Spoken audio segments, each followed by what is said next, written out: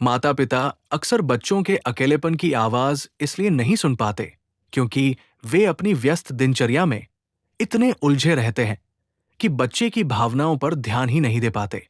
उन्हें लगता है कि बच्चा पढ़ाई में व्यस्त है या मोबाइल पर समय बिता रहा है तो सब ठीक है। बच्चे की चुप्पी को वे सामान्य मान लेते हैं और सोचते हैं कि उम्र बढ़ने के साथ ये आदत है। कई बार जब बच्चा अपनी बात कहना भी चाहता है तो माँ बाप उसे टाल देते हैं, जिससे धीरे धीरे बच्चा बोलना ही छोड़ देता है।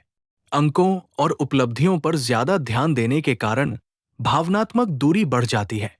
तुलना और पढ़ाई का दबाव उसे और अंदर धकेल देता है।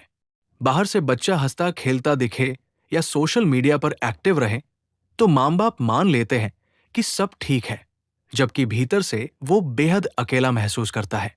इसी कारण बच्चों की खामोशी और दर्द की आवाज अक्सर सुनाई ही नहीं देती। राघव 10वीं कक्षा में पढ़ता था। घर में सब कुछ था, अच्छा स्कूल, अच्छे कपड़े, मोबाइल, ट्यूशन, लेकिन उसके अंदर एक खालीपन था। पापा रोज ऑफिस से थक कर आते और सीधा लैपटॉप खोल लेते। मम्मी दिन भर घर और सोसाइटी के कामों में व्यस्त रहती। राघव उनसे कुछ कहना चाहता, पर हर बार सुनता, अभी नहीं, बाद में बात करेंगे। धीरे धीरे उसने बोलना कम कर दिया। अपने कमरे में ही घंटों बैठा रहता। सोशल मीडिया पर मुस्कुराते फोटो डाल देता ताकि कोई उसकी चुप्पी न देख सके।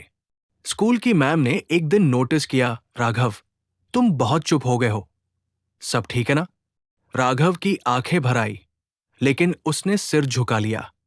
मगर घर पर किसी ने ये सवाल नहीं पूछा। पापा समझते थे बच्चा पढ़ाई कर रहा है, इसलिए चुप है। मम्मी सोचती थी बच्चे ऐसे ही रहते हैं, बड़ा हो जाएगा तो ठीक हो जाएगा। असलियत ये थी कि राघव अकेलापन चिल्लाकर कहना चाहता था, लेकिन उसके शब्द किसी को सुनाई नहीं देते थे। एक दिन उसने डायरी में लिखा, काश कोई मेरे कमरे का दरवाजा खटखटाकर पूछे, राघव तुम सच में कैसे हो? लेकिन वो पन्ना भी अलमारी के कोने में दबा रह गया। माँ बाप के पास सब सुनने का वक्त था, बस बच्चे की चुप्पी की आवाज सुनने का वक्त नहीं था।